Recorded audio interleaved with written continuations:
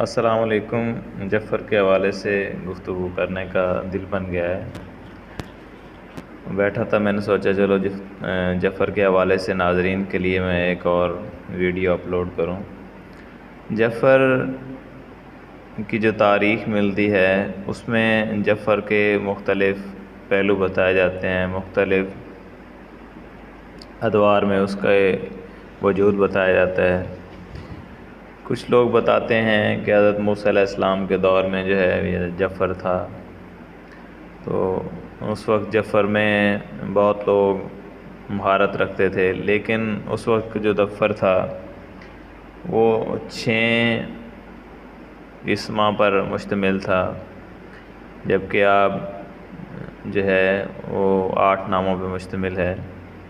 کہتے ہیں کہ عرب میں جب جعفر آیا اس وقت 6 ناموں پر مشتمل تھا، یعنی کہ ابجد، حوضہ، تیکل، منسا، فسکر، لیکن 2 جو اضافی نام اس میں شامل کیے گئے وہ عرب کی طرف سے تھے۔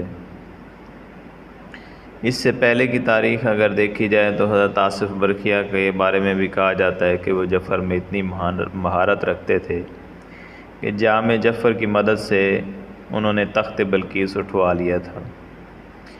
اسی طرح مختلف دلچسپ باتیں جعفر کے بارے میں سننے کو ملتی ہیں۔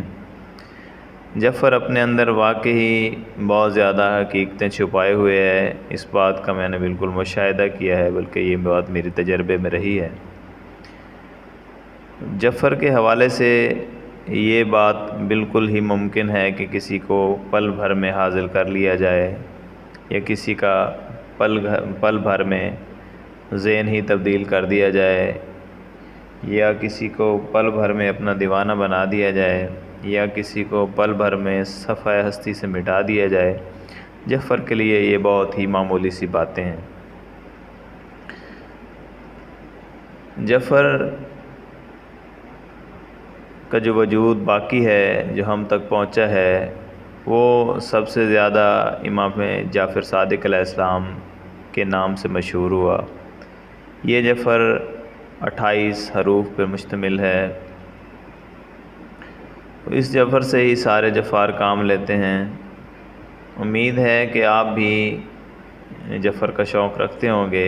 میں آثار جعفر پر بہت زیادہ پیش کرنے کی کوشش کر رہا ہوں، لیکن میں اس کے لیے ضروری سمجھتا ہوں کہ آپ زیادہ سے زیادہ سبسکرائب کریں۔ جو بھی میرا چینل دیکھے، آڈیو سنے، ویڈیو دیکھے، اس کو چاہیے کہ سبسکرائب کرے، تاکہ میں مزید معلومات لے کے اور مزید ایسی چیزیں آپ کے ساتھ شیئر کروں جو آپ کو پسند آئیں، بلکہ فائدہ دیں، اور آپ نام نہاد لٹیرے عاملوں سے محفوظ رہ سکیں۔ اگر آپ عامل ہیں تو میں آپ سے گزارش کروں گا کہ علم جعفر کو رائے حق کے لیے ہمیشہ استعمال کریں۔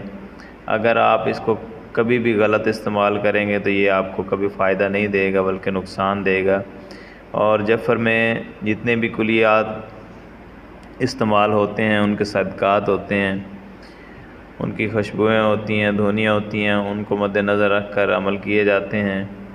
اس میں بہت زیادہ رجت کا خطرہ ہوتا ہے، تو اگر آپ ناجائز استعمال کریں گے تو پھر آپ بہت پچھتائیں گے، کیونکہ جعفر کی رجت بہت زیادہ بری ہوتی ہے، انسان ساری زندگی پچھتاتا رہتا ہے۔ اللہ حافظ۔